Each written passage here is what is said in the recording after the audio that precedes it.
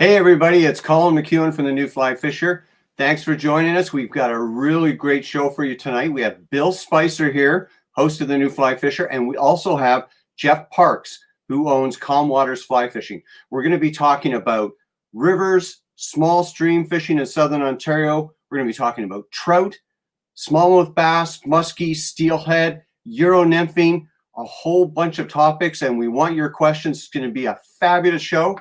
Stay with us.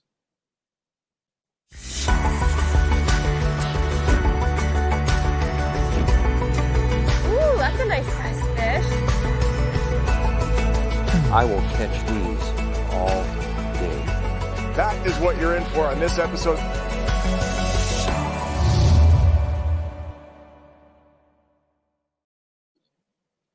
Hey everybody, welcome back. Let me introduce to you Bill Spicer, a far more interesting man and angler than me. Hey Bill. How you doing? I'm doing well. Nice guitar collection behind you there. Thank you. Thank you very much. Took me a long time to get it, but yeah. Well, next, let's bring in Jeff Parks. Jeff, are you there, Jeff? Hey, buddy. How are you?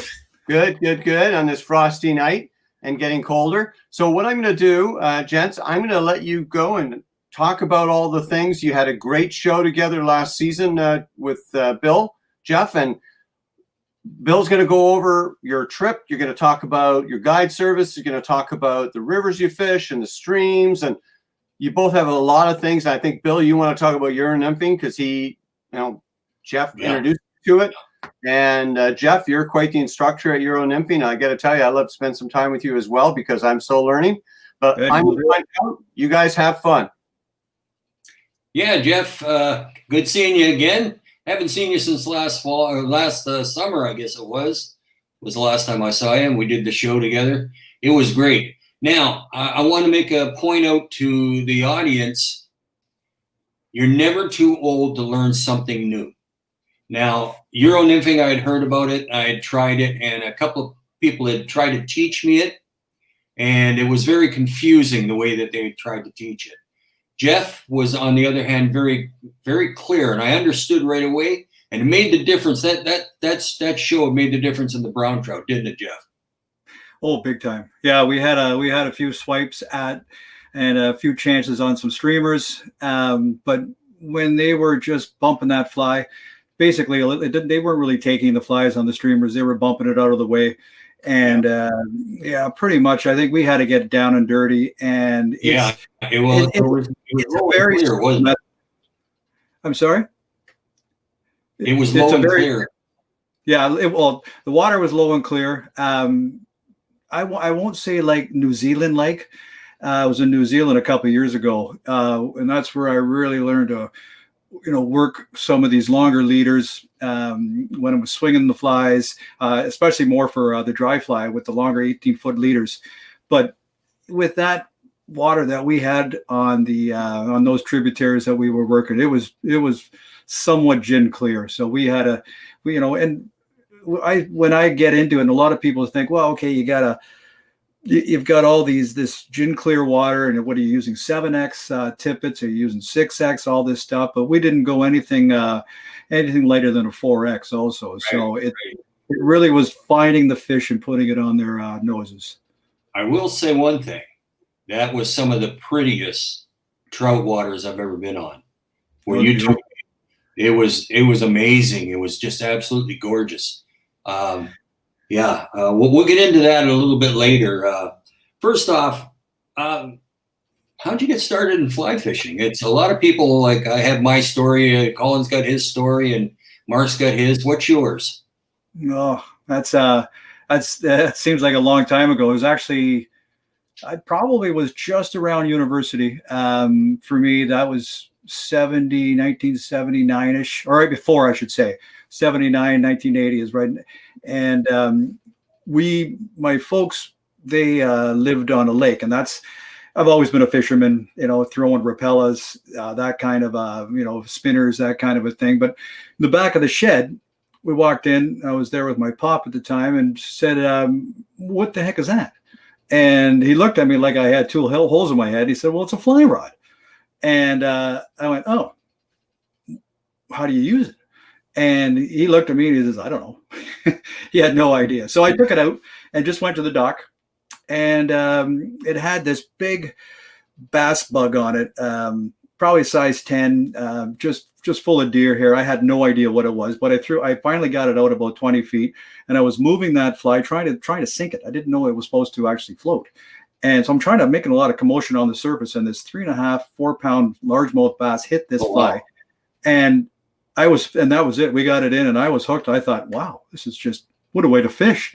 And obviously there was, we didn't have any internet back then. So I was just reading up on it, and I taught myself how to fly fish, and threw away pretty well all my repellers and spinners at about that time. So that's really how I got into it. Yeah, I pretty much threw away all my spinning stuff too when I got into it. My big thrill was the first fly I ever tied, and I caught a fish on it. That was really special to me. I tied something that the fish ate. That really thrilled me. That's such a good feeling when you finally do that, and you've tricked the you've tricked the fly on something that looks in your mind like Godzilla. So that's right. Yeah. Because your first fly is never the nicest fly you've done. It doesn't have to be nice, as you know. No, it was rough as anything, and it still caught fish. Mm-hmm. Why don't you take us down the road here? A typical season in Southern Ontario that you start. Like we got the winter months right now. You're not ice fishing. So when does things start up for you, and what do you fish for? Take us through the year. Sure. Well, here in Ontario, our opening day for trout, where all the rivers open, is the fourth Saturday in April. And so that could be the 24th of April, or it could be the 30th of April. It just depends on, what day that fourth Saturday of April comes in. And realistically, at that time, we're trying to target some of the what we call the fallback steelhead. Some are coming in still, and some fresh ones are coming in. But most of the guys, most of those steelhead that are coming in, those migratory trout, they've been coming in since October. November, and that's when our best months are for numbers coming in. And so they hang out, and now they're done spawning and they're on their way back. So we're really fishing for those fallbacks, and they're hungry, they're beat up, they're angry, and they just want to get to the lake. And so that's basically what we're fishing for. But at the same time, depending on the water temperature, they may not even be there. They may have already gone. So you have to regroup. There's really is no typical fly fishing season. I find it's always totally different every year. And but if the steelhead are gone, and I can, you're just lucky if some of them are still around, and some of them will hang out until sometimes mid-May. There are a couple systems that we have here in Ontario that they do last longer than other rivers, and they will last quite a lot longer, and they're in the river systems longer. So mid-May you can still sometimes get them, but in that time we are still also targeting some resident trout, some big resident browns, some big resident rainbows, and we get into some of these rivers that hold these resident. They're hungry too. They're cold. They're starting to warm up, and they're starting to beef up. So we've got both. We've got the steelhead. Hopefully, that's our main target in that early springtime. But we are working on the trout. But then we get into that mid-May and into the end of May and into the June, when the bugs are starting to hatch. It's starting to warm up. The fish are getting really active because of the bug activity, and that's when we start. We can catch quite a lot of them at that time, of the big brown trout and resident trout, rainbow trout, I should say, on the streamers. But the dry fly starts coming in and around that June, end of May, and the lot of Euro nymphing, of course, a lot of indicator fishing also. If you need to get out a little bit farther and farther out, that the Euro nymphing can't do. But if you can Euro nymph something like this, it will increase your catch. And it's going to sound silly, but it'll increase your catch by 1,000%. So that's how that basically works. So as we move into the end of June, our rivers get hot, and just like all rivers, the summertime's coming, and we get some pretty and it gets probably 75, 74 degrees, which is way too much for our trout. And a lot of people just put away their trout rods. And I keep telling people, we have trophy smallmouth bass. And when I say trophy, I mean, anywhere from 4 to 6 pounds and sometimes more if you can find them. And a lot of walk and wade opportunities, but a lot of drift boat opportunities for these also. It just depends on which way you want to do it. So we move from that, and we move into that picture there with the in the drift boat. There's a couple rivers that really are only accessible by the drift boat if you really want to get some of these big boys. But as we move into August and we start getting a little bit of a cooler nights, then we begin to start thinking of the muskie too, because it's a great, beautiful muskie. We get some large fellas into our river systems, and so you're going to have double-digit days of maybe connecting with 16, 17 big smallmouth bass, maybe 2 follows from a muskie, maybe a hit from a muskie. I don't care what anybody says. If you can get a follow from a big muskie, 50 or 45, 50, 46, 50-inch muskie, if you get a follow, that's just as exciting sometimes as the actual hit. And so that's what we target more. And then we start moving into that September where we get the cooler nights, and we also the smallmouth bass still is hot as heck at that time. And along with the muskie, they're starting to get a little bit better, and the resident trout come back. So we begin to start thinking about all those big brown trout that we missed, or those brook trout that we missed back in the early spring. We start going back to those haunts and saying, I want to get back to you. And as we do that, we get into October when we got our Chinook coming in from the migratory rivers. So and the last couple of years have been just phenomenal runs of the Chinooks, and some cohos also, but the Chinooks have been coming in pretty good. And then mid-October, we started getting some fantastic runs of steelhead in certain rivers. Some rivers this year didn't fish as well. And those rivers that didn't fish well last year fished really well the year before. But the couple of rivers that we target, and that's kind of my job, is try to find out which ones are fishing the best for my clients. And you want to have a great experience out there when you're fishing for steelhead. You want to learn a lot. Maybe you want to learn some single hand spay, some double hand spay, some Euro nymphing, some indicator fishing. You want to know where they are, but you still want to hook up. You still would love to get a hookup. I'm not saying you always do, but and I've always said there's one guy on the river that wants you to get a hookup more than anybody, and that's your guide. So we have to have our finger on the old pulse there and know which rivers are fishing well. And we can fish. My last day, I think we were just talking about this, Bill. My last day was December 23rd this year.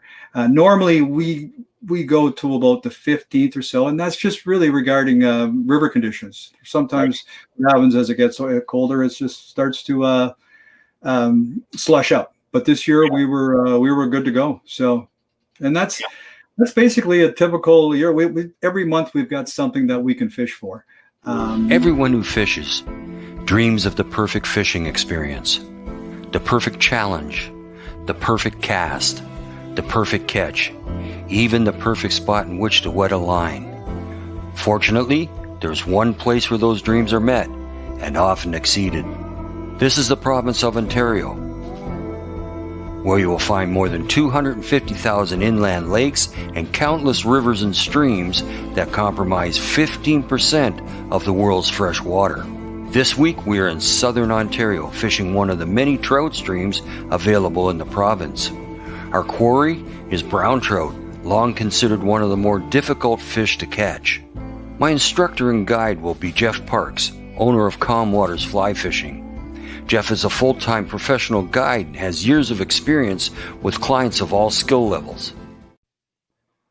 Wow. That was the intro to our show there, Jeff. Let's move on and talk about Calmwaters fly fishing and your history. Tell us how you got started and how how long you've been doing this and Sure. anything you want to tell us. Yeah. I think, and I should probably know this, but this will be my 13th year as Calmwaters fly fishing, and time goes fast. As I said, I've been fly fishing for about 40-ish years. Then I said to my wife Kelly, I said, and this was probably maybe 15 years ago, that I wanted a guide, and we were in. I remember we've been heading out to Vail, Colorado, quite a bit, and I took some fantastic guides, and on the Eagle River and such, and all these guys that were so good. I thought, oh man, I'd love to be like these guys and guide like this. But there was one guide that made my decision on becoming a guide, and he was the worst guide I had ever been with. And I don't want to ever say anything bad about him, but he just spoke about himself a little bit too much. He made me very uncomfortable, and I just couldn't seem to fish the way I thought I could fish. I was just anxious. And I thought to myself after that day, I bid him a nice farewell, and he was a great guy, but it just didn't work out for our personalities. And that was the guy that made me think, you know what, I think I can make people comfortable on the river. I want them to have a great experience. I want them to educate something, and I want to teach them something, and I want to see if I can get them into fish. And because I've been on the rivers for a long, long time here in Ontario, and I know so many different tributaries and little nooks and crannies and little creeks that hold some fantastic fish. So that's how I started, and got into it about, as I said, it was 13 years ago, and bought the drift boat maybe 10 years ago, maybe, I think, and got into the drift boat and what I do is I hire guides, and guides who are independent guides also, but I also have a couple of guides myself. Maybe we can talk about that a little bit now or a little bit later. But like I have my daughter right now fly fishing and guiding for me. Now she has her own tech job, but she's an incredible because she's a career coach, and she's an incredible guide. And a lot of people have said, okay, you got your daughter in there, so I guess you're just giving her a break to go in there. But realistically, I'm a little harder on her because she really has to perform just because she is my daughter, and she's an incredible guide. And I have another fellow, Jim Bonney, that is a phenomenal steelheader, and he's fantastic on brown trout. And but his steelhead knowledge brings so much to Calmwaters, not only from just his enthusiasm, but his knowledge of actually able just to hook these things and getting a hookup. But his fly tying is phenomenal, and whenever he's not looking, I'm grabbing his flies because his imagination to put together a fly is phenomenal. So we've got the one Alex to cover up for ladies and for other people and for corporate days and such. And same thing with Jim.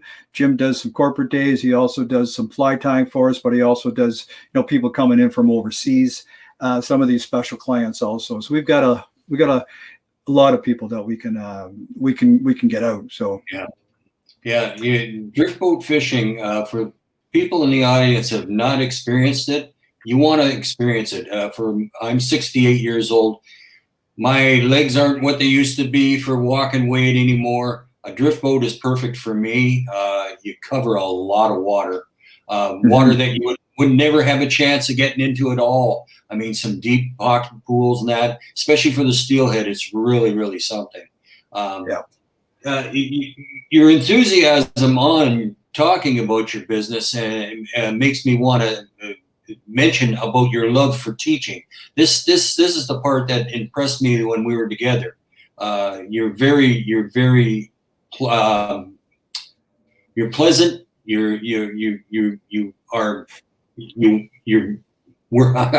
I've lost the word. You can't spit it out. You're patient. I'm trying to spit it out.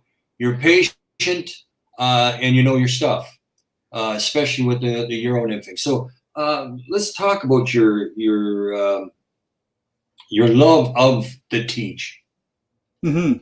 Yeah, you know what? I never really thought that I would have the love for it. And I guess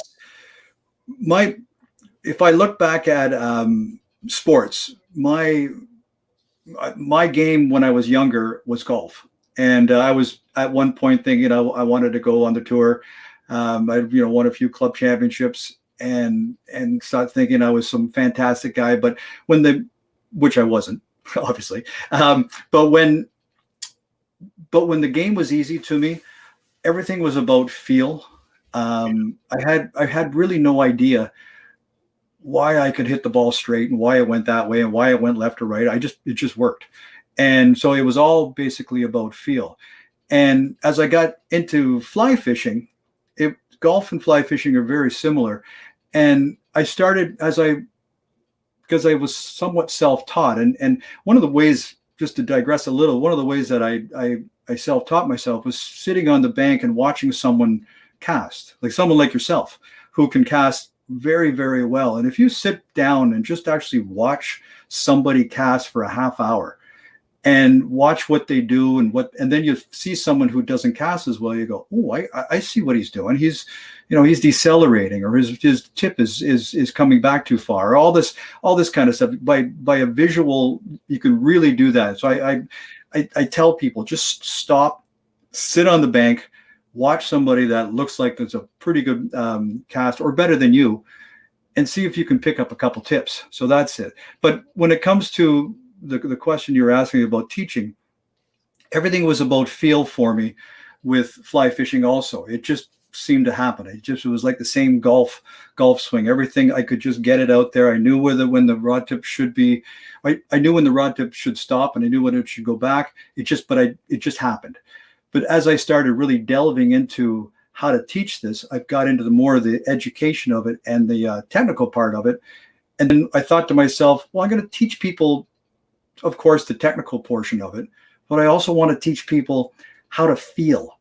And that's the feel that you get from your brain to your hands. I know that sounds silly, but that's how you become a better caster. And it's, again, back to golf. It's like Tiger Woods on the back nine of the Masters on the 12th hole in the par 3.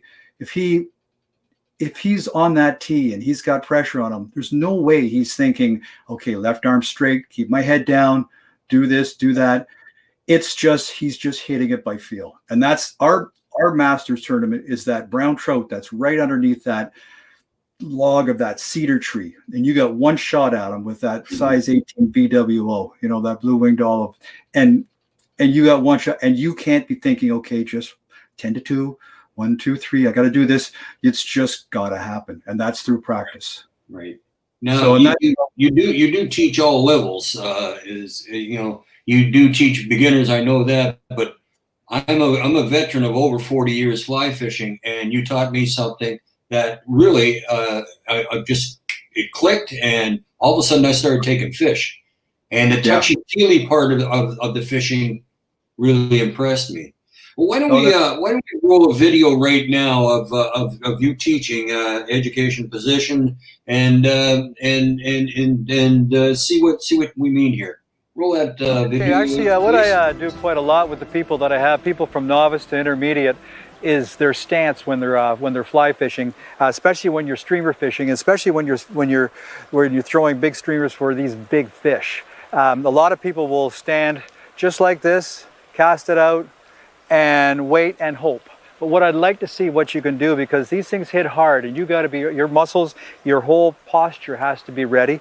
So what I find, I like to get my 1 foot just a little bit of a head, just like this, as you're saying. Get it out there, but see how I'm really low, boom, boom, boom, and I'm really, really tapping it and getting ready. So if that fish does hit, then it's an up to the right motion that sets the hook very well, and you're ready like this. So it's the athletic, if you can call fly fishing athletic, which I'd like to, but you get it out there, and then boom, boom, boom, boom, boom, boom, boom, boom.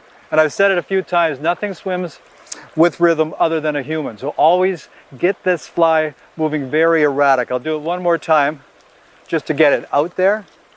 And then boom, boom, stop, boom, boom, boom, boom, stop, boom, boom, boom, boom. But you see how I'm reaching with it? And this rod, basically, I'm an extension from my shoulder to that fly. It's just another 3 feet that I'm able to lean with it and be ready for that hit. Oh man, I want to go fishing. That impresses me for 2 reasons. One is you're very physical. You show clearly what you want your student to do, and you don't mess them up with words. You keep it simple, and that's when I got into the game. That was what was taught to me. Well, beat into my head. Do not try to show all your education and all your how much technical knowledge you got. They don't want to hear that. They just want to know how to do it. That's a how to do it thing there. Can you comment on that? What made you come up with this style? Again, I hate to say it, but it was back to the golf. Everything was easy. When I would take lessons on the golf course, I honed in on one specific teacher who basically was all about feel and was all about just simplicity. The club face has to be square, and it's the same thing with the whole thing with fly fishing. Is that you want to be athletic, you want to be ready. You have to feel the whole thing. And if you say to somebody, you got to have your axis and your, all these words that you're sort of thinking, okay, axis, what's that mean? And then you're thinking, well, you got to do this and you got to just all these different buzzwords that seem to come out. All of a sudden, the person's going to start thinking about his day that's happening tomorrow, or you're going to lose them, or what happened the day before, or it's going to start thinking about work. You're just going to lose them. And once you've lost somebody, then it's not as much fun anymore. But if you can make it simple, make it easy, kind of be almost show them a little bit with and be a little bit more animated, I guess, and to try to keep their attention. I'm not trying to be too animated, but a lot of times I can be very animated on what I want someone to do or what I want someone not to do. And if you can do that, then they go, oh, is that what I do? And then you take a picture for them on the camera, on your cell phone or something like this. Take a picture, say, let's see how far back your rod tip was. And you go, oh, okay. And you get it. And a picture is 1,000 words, but also just making it so simple so they're always focused on what you're talking about. And that really seems to be how the education seemed to work for me anyway. And I seem to be able to get through to people. I mean, my goal when especially let's say a new fly fisherman or someone who's maybe even an intermediate, my goal is to bring them up a level. And again, back to golf, say if they're a 36 handicap, which means they're a new golfer or a new fly fisherman at a 36, I want to bring them up to a 20 handicap. Same thing with an intermediate. If he's a 15, I want to bring him to a 10 handicap. I want to get them so they walk off that river into their car thinking, wow, I've really hit that. I can cast another 20 feet. Where I'm not getting, every time I cast it, the fly used to go left all the time, and I couldn't figure out why. So now it's going straight, and that's an easy fix. But that's what I hope people take away when we're on the river together, that they've become a much better fly fisherman, and mentally also, and being able to feel it.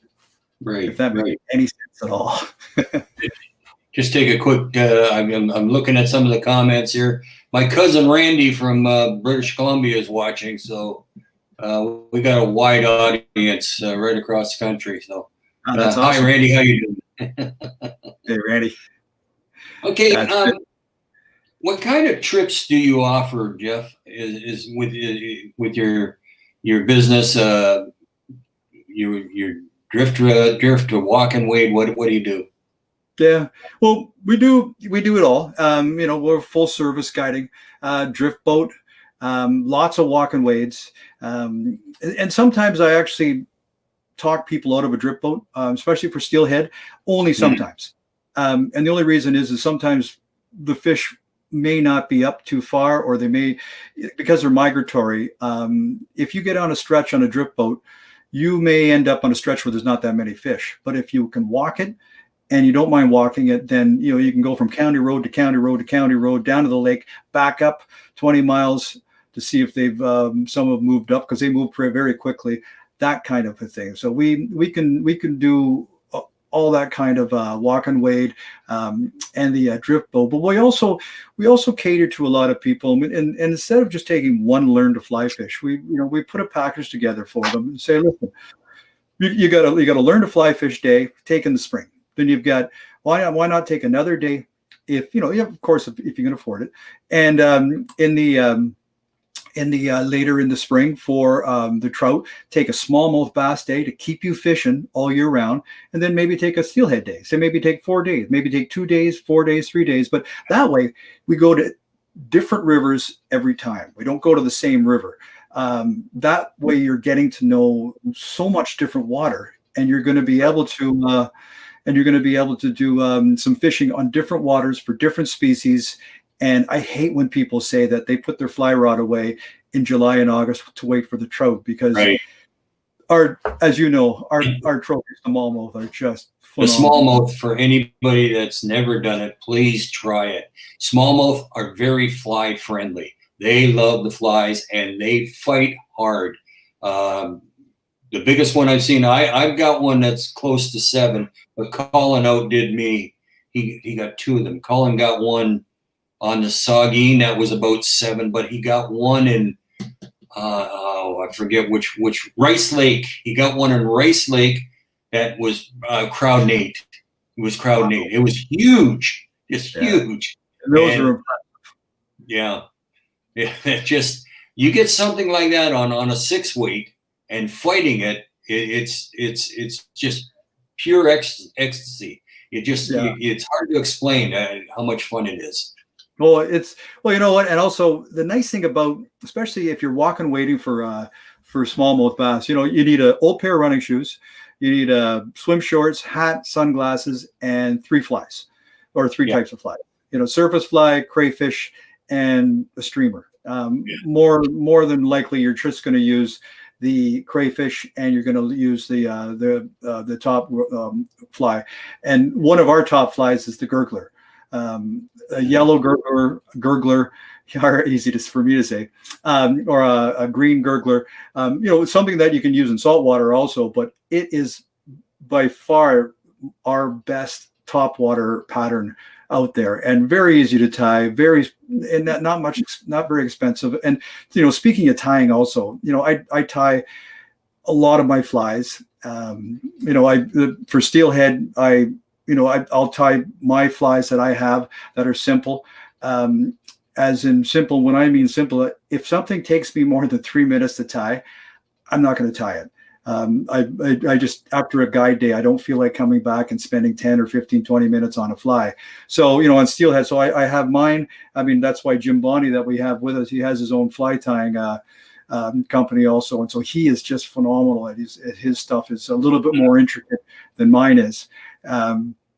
But you can get into fly tying and really get into tying and enjoying it with a beer, enjoying with your buddies or whatever. But if you need to just tie something in 2 or 3 minutes, they'll work also. And that's my job basically, is to show you how to fish every fly, the every fly. And that's the tough part, is actually getting that fly to work. And everybody says it's not the fly, it's how you fish it. But quite frankly, a lot of times, sometimes it is the fly, and you got to make sure it's got to at that time it's got to be in front of the fish. And until they can talk, we have no idea what they want. So we have to throw a lot of stuff at them. Yeah, we got Matthew Fickus here. He says, how do you know where the fish are in the river, or is it local river knowledge? Let you handle that, Jeff. Yeah, no problem. How do you know where the fish are? That's, what, and maybe what I'll do is I'll harken it back, or when I went to New Zealand, it was all new water to me. And I'm going somewhere which is going to relate to Ontario here, is that I went there, and actually a week before we were going for a month, I thought to myself, I didn't hire a guide. And I wanted to hire about 3 or 4 guides. But of course, like an idiot I am, I did it too late and I couldn't get a guide. So I had to do it old school.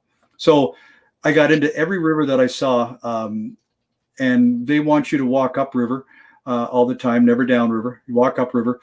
And if I didn't find anything, I would just keep walking upriver. But what you'll find, and what I found, is using my knowledge of fishing for quite a long time, is knowing where these fish are going to be sitting. So if you walk into a river here in Ontario, realistically, you're looking for boulders. You're looking for places where they're just going to hold in behind these boulders, where they don't have to swim that far. Now, you and I, Bill, were catching some nice, or you were, I should say, you were catching some beautiful fish on that one run. That was quite a nice fast run that didn't look like it had a lot of boulders in it. But within a run like that, there's still lots of smaller boulders that are making quite an eddy, or quite. Yeah, you don't need fish don't need a big boulder to hide behind. No, boulders, there might be a stick down there. There might be something. But also, a lot of people, especially with steelhead, they forget that steelhead hang out. This is not their river. They're only using the tributaries as their highway to get to where you want to go to spawn. So a lot of people forget to fish the banks. And especially for steelhead, they love hugging the bank. There's a couple of rivers that we have there. There's a lot of grass along the side of the rivers, and hanging out. There's a lot of undercuts underneath this grass, and you'll catch some days, weeks on end.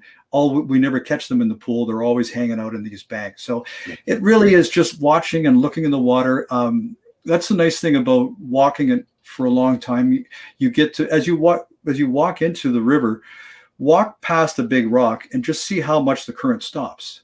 Right. And that kind of a thing. And just get an idea, and just, I hate to say it, be the fish and see what it's like to be in that current. They're streamlined, but they don't want to always be fishing or swimming. I find if you look for 3 things in the water, if you look for oxygen, protection from birds, protection where they got somewhere to hide, and a food source, you'll find fish.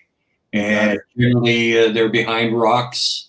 You got fallen trees that'll lay beside that. Undercut banks, which you just mentioned, they're always, especially if you go out west, you don't go by any undercut bank without casting it, because the biggest fish are generally under there. There'll be waiting for there to fall off, and it's phenomenal. So that's generally over the years. I remember an old guy, and was on the Big Head River. This guy told me that was you remember those 3 things, you'll find fish. Right. I was trying to learn before computers, when I had to go up and ask people, who were doing well, how are you doing that? And now kids that are 5 years into it know more than I do. It's just unbelievable. Oh yeah, big time. And you know what? It's a great community out there. That I'm sure it's like the Ontario fly fishermen that we have out here in our rivers that you meet. There's just some fantastic, and what you just said, some young kids. Anywhere from 18 to say 36. Now that's young to me, but it's just a really great crew, and a lot of them getting into, obviously, the double hand spay, the single hand spay, and the Euro nymphing, and getting into the spay. Spay is phenomenal, but I'm finding I'm teaching a lot more single hand spay. It's an easier transition into the double hand, and all you have to use is your own, say, 7 weight. You put it on a different line, and you're ready to go. And it's a very simple way to get to know how to do some of these anchor rolls and such for your double hand as you start getting into that. But then you can put it on a 5 weight or a 4 weight or a 3 weight, and you can still swing flies all year round. Actually, one of my favorite is also for smallmouth bass. So for swinging flies. Let's go a little deeper into your business here. You give corporate events, and fly fishing really is an eternal leveler of a playing surface for everybody. you can have golf tournaments, but then you got guys that are really good. But Right. when most of the corporate events, nobody's really fly fished. It's like it's a real leveler of the game. But most anyone that I've done, everybody comes away going, "Wow, that was really incredible." Whether they do it again or not, that's another thing. But they had a fun day. So let's talk about your corporate events. Yeah, big time. No, and that's one of the reasons, or not one of the reasons. I've done a lot of those. I worked for a company, and they sold the bracelets. Norton bracelets back in my old corporate days. And one of our mandates was to entertain. And I found taking people golfing, because I was a golfer, was great. But then you get a guy that had a bad game, and he would hate the day. Or you'd have a female with you, and maybe she was intimidated by this guy who was hitting it 350 yards or whatever, and that's why I started getting into the corporate world and just saying, hey, my pitch is to people: get off the golf course for a day with all your clients and your employees, that kind of a thing, and let us teach you how to fly fish. And now we find we get probably sometimes half and half, and a lot of times they even bring all ladies for an all ladies kind of a thing. But even if it's half and half, everybody's laughing and giggling. The ladies are better casters at the beginning also. I find it much easier to teach a lady, because they listen to you and they try to do what you want them to do. They don't fight. They don't try to muscle through it, and it's kind of cool to see, a 5-foot young lady casting it farther than a 6'1" fellow. And because the 6'1" fellow could cast it fantastically if he stopped trying to muscle it. And that's the hardest part, is to try to get a fellow to stop muscling it. And so that's what it does. It levels the playing field, and it's fun to have. It's fun to have everybody laughing and giggling on the river together. And that it's something that they always will remember. They'll say, "Oh, geez, ABC company took us out fly fishing. We learned how to fly fish. I even got a fish, and I could cast better than some of those other people." So, whether you're a guy or a girl, doesn't really matter. It's just a great way to spend a day out in the river. Okay. So, let's start talking about our trip that we had together, because it was fantastic. It was a real. Whenever I learn something new, I get excited again about fly fishing.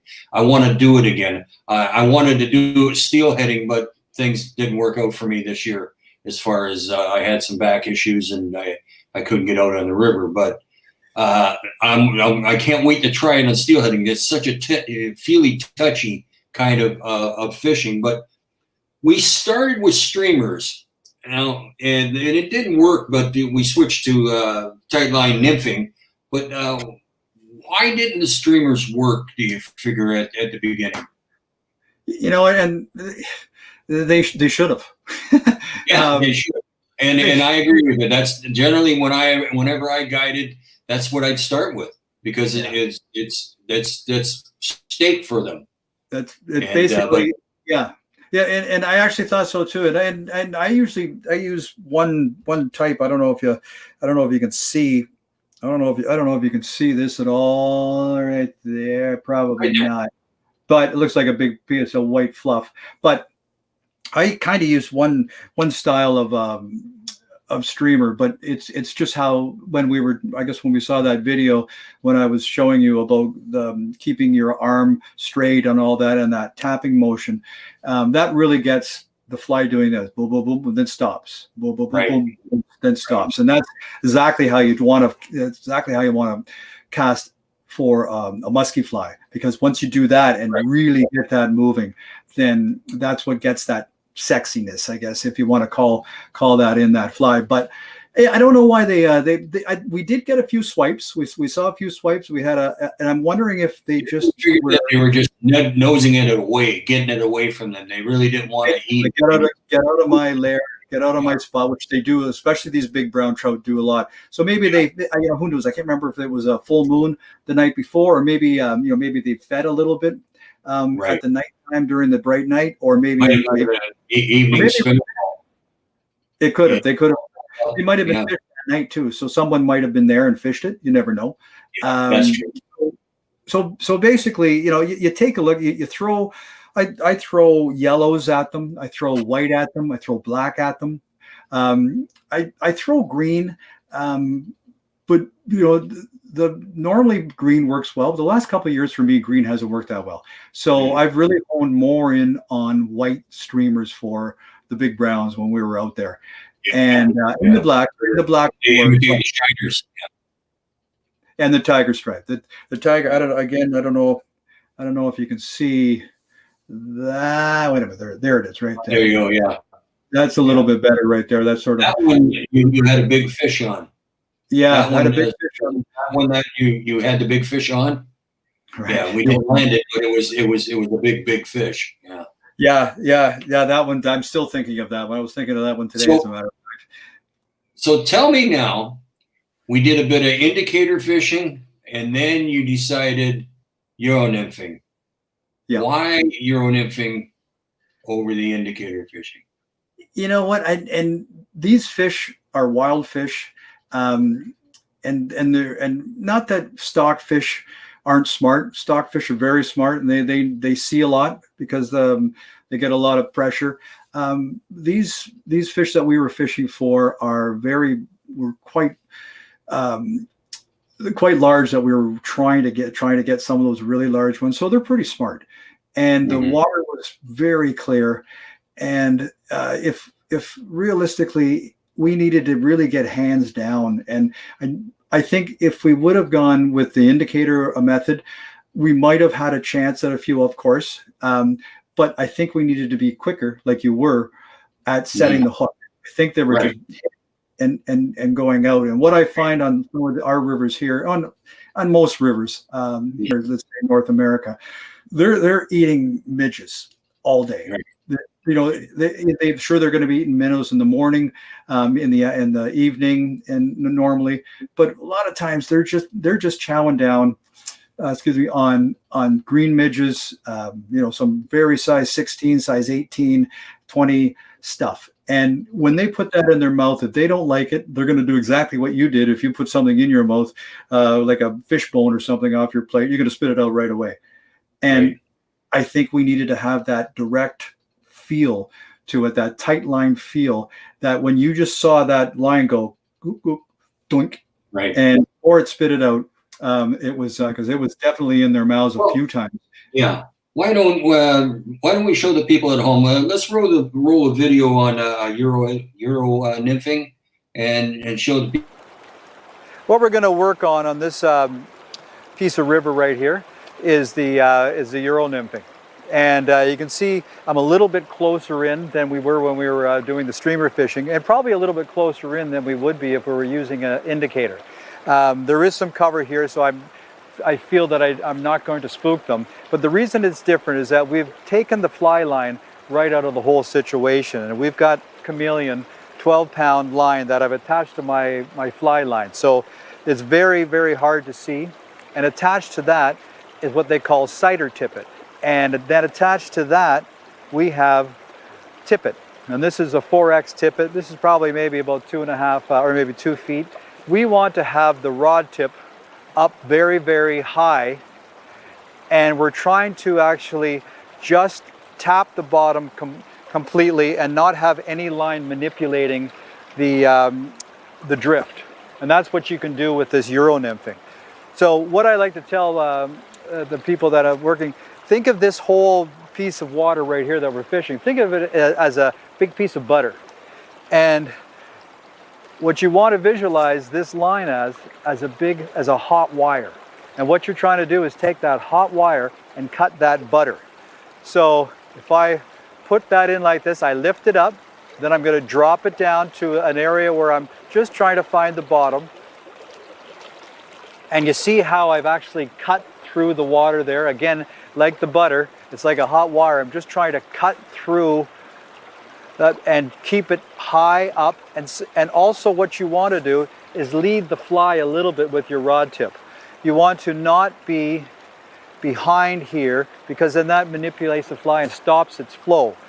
You don't want to have it going too quick, but you want to lift up drop, and then keep dropping until you can find where the bottom may be. And if there's any movement, what you'll find, you're looking at your sight or tippet. And if there's any movement, does it stop? Does it move? Does it just have a little movement to it? If you can feel anything, always be an optimist and think that's a fish. Oh, I like that. Yeah. That's, that excites me again, just watching it again. Oh, and that run there was so nice. That run there was, that's where I hooked into that big fish. Now I'm a professional. I'm supposed to land every one. I didn't land that one. It was huge. It was the big rainbow. I hooked into it right there. It is such an effective technique. Like I said, I'm excited about it again. Now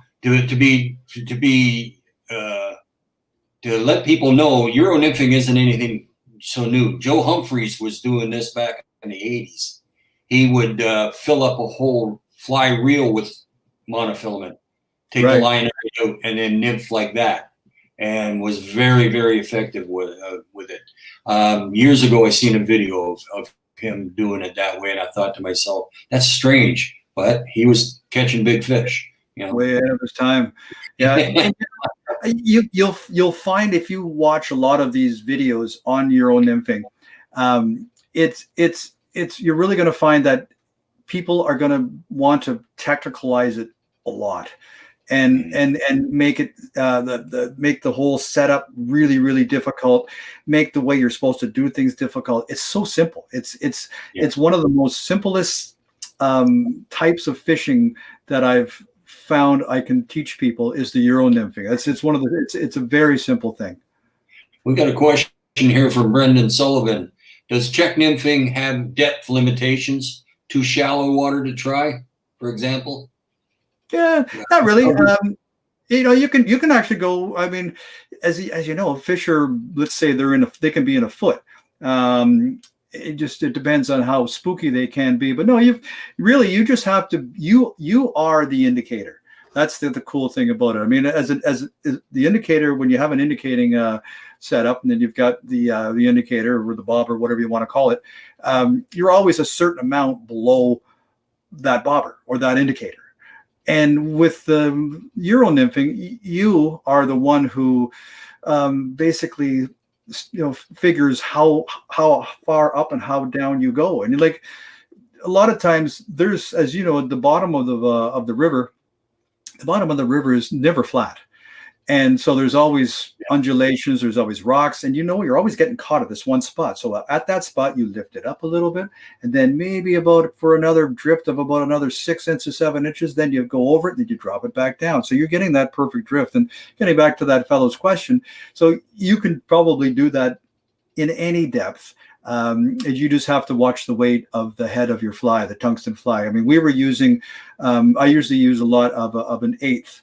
The tungsten fly is an 1/8 size, and I'd like to get it down quite a bit, but I like that larger head for the flies that I make. Plus, I don't know if you remember, but I don't like to use, especially on those wild streams, I don't like to use a lot of the golds, silvers, and all those different colors. I like a gunmetal, black or what I like more is just gunmetal. Right. And that it doesn't spook them. It just gives it a little bit of a profile that they see. But sometimes if there's a glint of sunshine that hits onto that gold or that silver, that actually could just make them just do whoop, whoop, do that and out of the way. And you don't want that. Yeah. So. Yeah. Well, I hit it pretty good there with you there. Let's roll a video of me catching a fish. It's just you actually see how close we get. You roll that video. Fish. Yeah. Fish. That's a good sized fish too. That was awesome. That was awesome. Just let him play. It's probably not a bad size in there. I mean, he's using the current. It feels heavy. Yeah, feels got a nice feel to it. Yeah. Well, it's a nice fish there, Bill.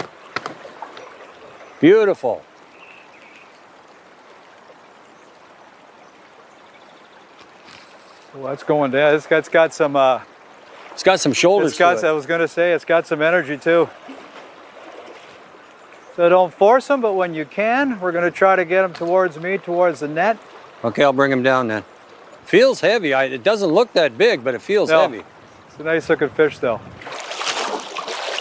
Very good. Beautiful fish. Awesome. Now, Euro nymphing. We got high sun today. Indicators were spooking them, what we felt. So we went with Euro nymphing. And here's the result. Nice brown trout. Lovely done. Lovely. Nicely done. Yes. He fought much harder than the size he was. He had a lot of heart. I hit him in that there, and my rod bent right over. It was great. Then it just went for zzz. Yeah, it went out there, and the water is nice and cold, so they got a lot of energy. Yeah. And this is just a perfect spot for them to. This is the epitome of a trout hole right here. Yeah, that was, I can still see it. People ask, what does it feel like? To me, that fish was like it went whack. I felt it. There was no guessing at all. That was a hit. And as soon as I felt the whack, I lifted up and then he was on. But you're straight lining from your rod tip to the fly. So anything that touches it, you can feel it. Now, do you use any softer rods for this, or do you? What kind of rods would you use for Euro nymphing? Anything different? Yeah, well, I think you had a 4-weight. I think you had a 4-weight. 4-weight, but you mentioned to me that you like them a little softer. Little 3-weight, a 3-weight, a 10.5 foot 3-weight is great.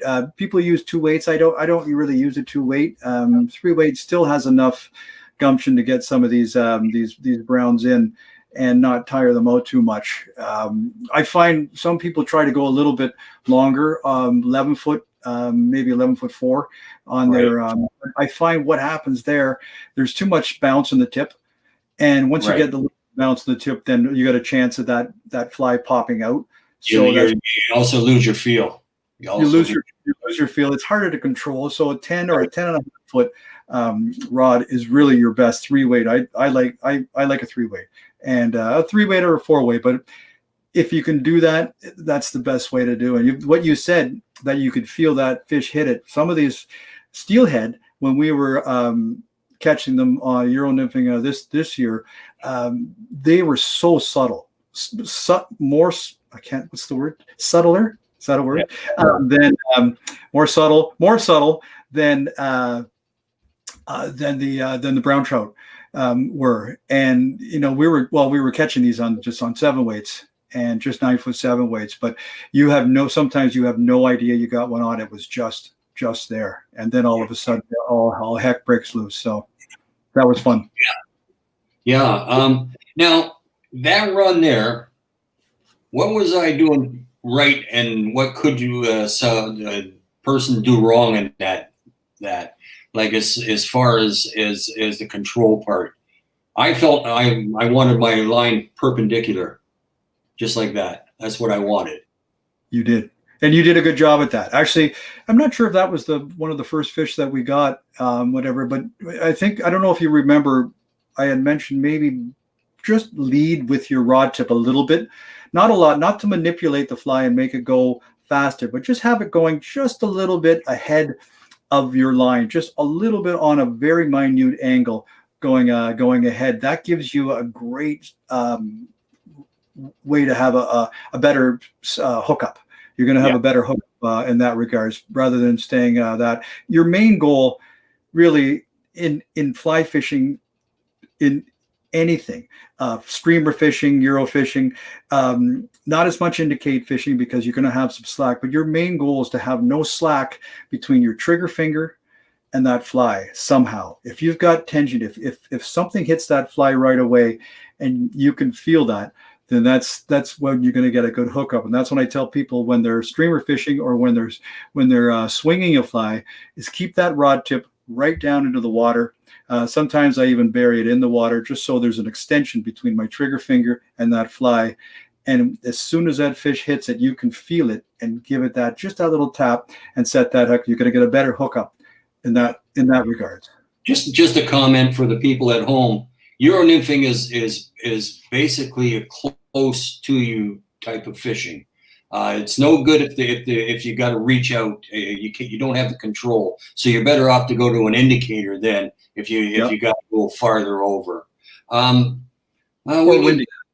Let's speed her up a little bit here. My impressions of Euro nymphing. I'm sold. I am sold. I'm telling you, it's just a great technique, and it's very, very effective. That's cool because you're an indicator. You have done it. You're good at nymphing, and for you to say that's actually makes me feel good that you really enjoyed it. Yeah.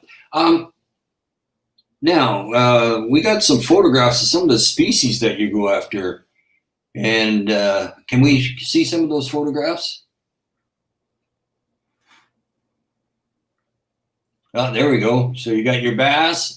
We got steelhead, don't we, or anything like that?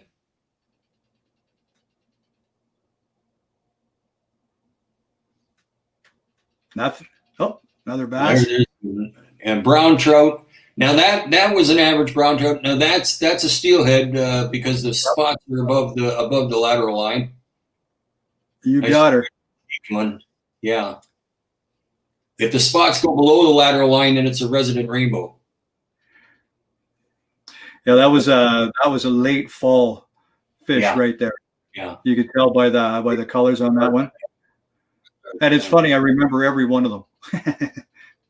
So Jeff, how early do people have to get in touch with you to book you? But now, if you can, as early as now, and in the coming weeks, if you can commit to a day, that would be great. Don't be like me, like New Zealand, when I went there and I couldn't find a guide because I waited too long. Yeah. So don't be like me. But if just a quick inquire on what you're looking for, and we can put together a great day for, some people I want to learn, or some people, I already know and I want to catch a steelhead.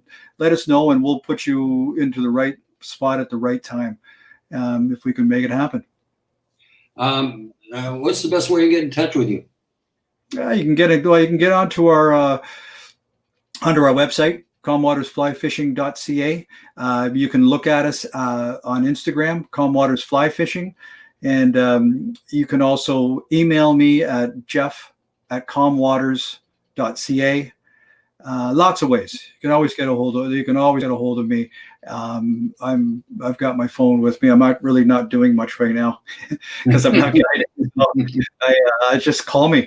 I got lots of time on my hand. Right now you do, but I will say to the people out there, if you want to do some early season steelheading, that fills up really fast. Trout fishing, not so fast, but steelheading, that fills up because it's so limited to how long the season is in Ontario. You got and it. I don't mean legally, I mean how long the fish stay in the rivers. Right. A good rain and they can take off on you. So make sure you give lots of notice for Jeff to book him. Our show is going to air this Saturday at noon on the new Fly Fisher YouTube channel. I really hope people tune into it. You want to see some beautiful trout waters? My goodness. Oh, just absolutely breathtaking sight of trout waters. These are the trout waters you dream about, really. And these are in southern Ontario. This is the whole thing that gets me. We're not up north. I've been up north. There's lots of beautiful places up there, but this was in southern Ontario, and we hit some great spots, and just absolutely beautiful. Absolutely beautiful. Yeah. Hey everyone, listen, Bill. I know we're close to the end, and I think people don't mind if we go a little bit longer. Why don't I show them that big fish, Bill, that you got while you're Euro nymphing? I'm going to play that right now. Okay. Wait. All right.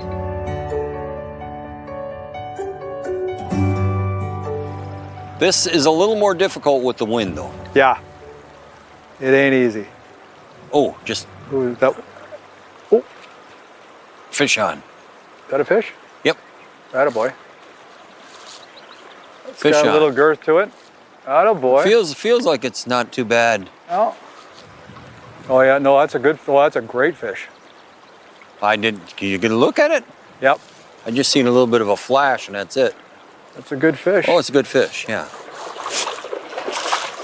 Again, another midday fish. Now, what I was doing is I was on this side and I had to get deeper because this is not a long distance type of fishing. You got to get closer. So very gently I moved over and run it more down the center. There's two rocks that they were between. Well, this is a good fish. Got him. Get him? Nice fish. Good man. This is great. This new technique. I've not done this too much. This cider fishing. Your feel is absolutely phenomenal on it. Yeah, it's unbelievable how you can actually connect with these fish. Drink. Connect with these fish, and it's so subtle sometimes that you don't even know it's there. That was like if I can explain it, was like a softness where everything was tick, tick, and all of a sudden it went soft. So I set the hook and that was a fish. That's the hard part, is that setting of the hook. Yeah. So good job. Well, that was pretty sweet. And you know something? I lost a bigger rainbow than that. It went in the air on me and busted me off. It was, Yeah, that was a good fish. broke my heart. Just broke my heart. Well, listen, I think we have time for one more video, and I think it's really important to show this one, if you don't mind, Bill, because Jeff does a great job of explaining Euro nymphing. And for anybody watching this, I would say if you want to learn how to Euro nymph, you want to book a day or two with Jeff, or at least a day, because he'll teach you how to do it. I know personally I'm going to be coming down to Southern Ontario to learn how to do this because I'm very, very junior at this, but wow. Watch this.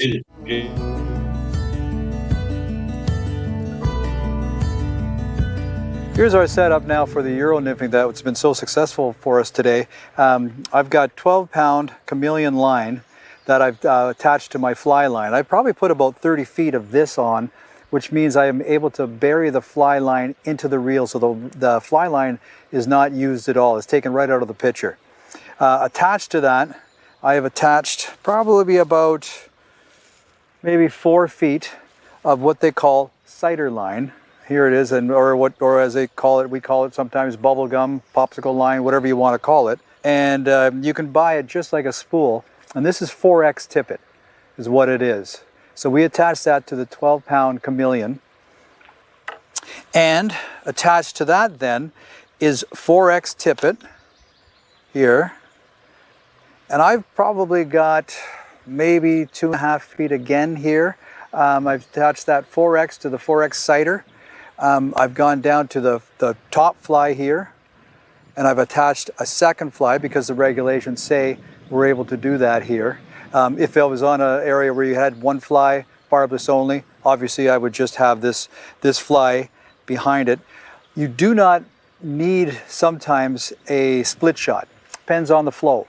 Today our flow is pretty high, so I have attached a split shot, again probably maybe 8 inches ahead of the top portion of the top fly. A lot of times, because these are tungsten heads, you don't need this, but I really wanted to depth charge it down very quickly.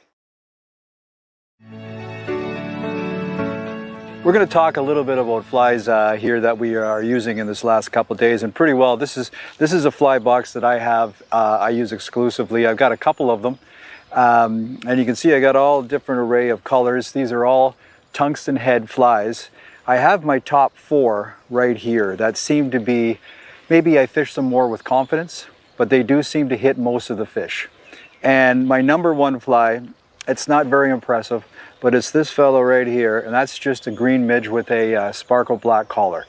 That is the potato chips of the fish here, because they'll be eating minnows, they'll be eating what is hatching during the day at times, but they will always be eating midges, and they are smaller, but they're very effective.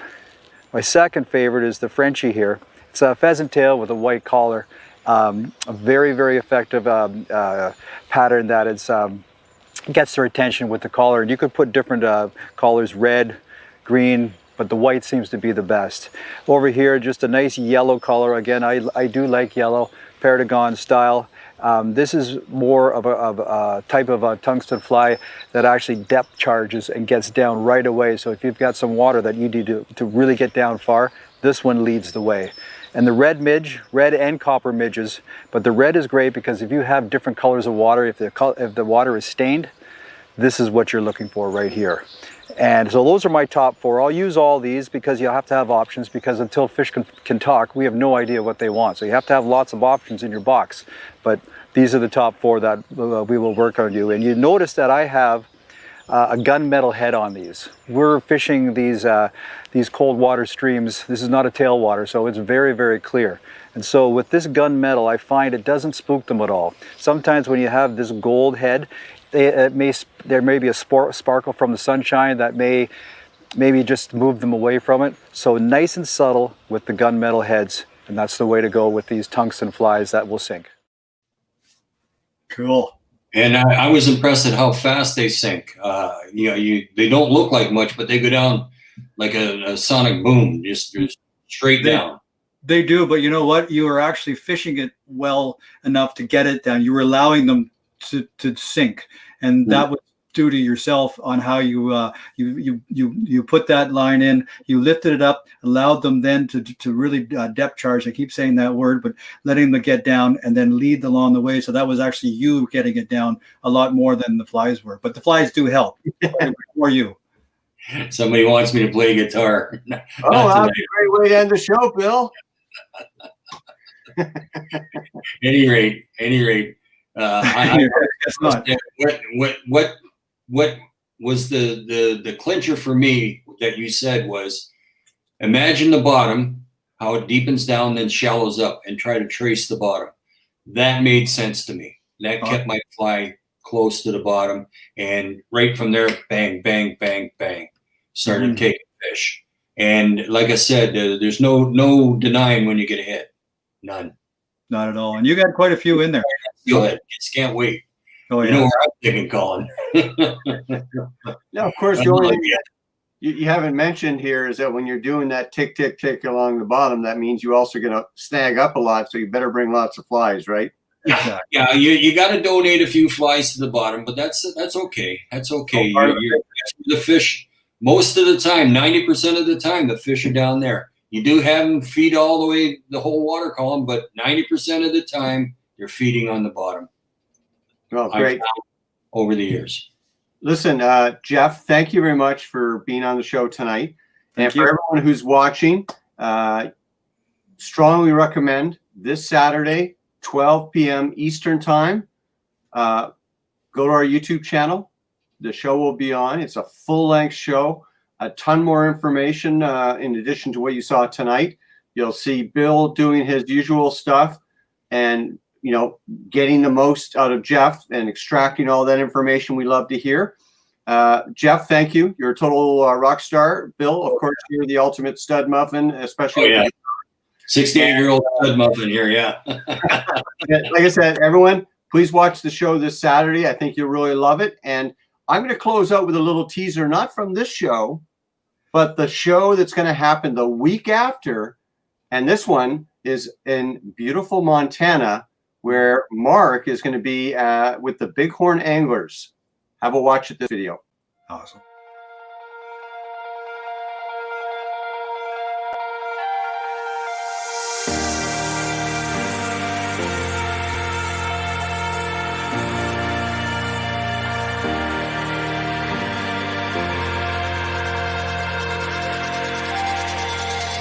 It's just it's a fish factory, it's a food factory. There's a lot of different ways to fish the river. It's always changing, every week you're figuring out different strategies. I mean, some of these runs, like we're sitting in some this morning, those fish get going. I mean, it's unbelievable to see how many fish show up in some of these spots. The other thing is the resiliency of the fishery. I mean, I haven't seen too many rivers that handle pressure well. At times we do get a fair amount of pressure, but I mean, the fish just eat. We have so many bugs, and it's just cool. It's you know, it's a pretty amazing place.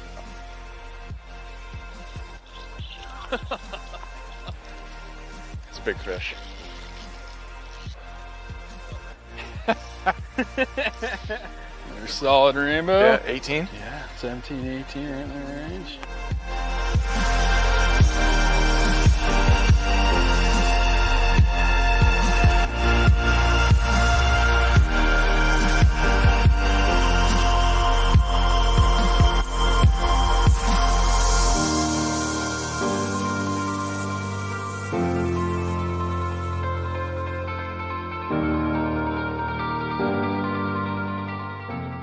Carp fishing in the area here is one of my favorite things ever to do. It's a very unique fishery. We have a lot of fish. The carp are very surface oriented. We have a lot of cicadas, hoppers, ants, beetles, random terrestrials. These fish just gorge on, and it's a pretty unique opportunity. Not just anybody can come fish for these carp. You have to have some pretty good basic casting knowledge. It's a lot of accuracy. It's some distance sometimes, and a lot of times we're not seeing these fish until the very last minute, so you got to be ready, be on your ball game.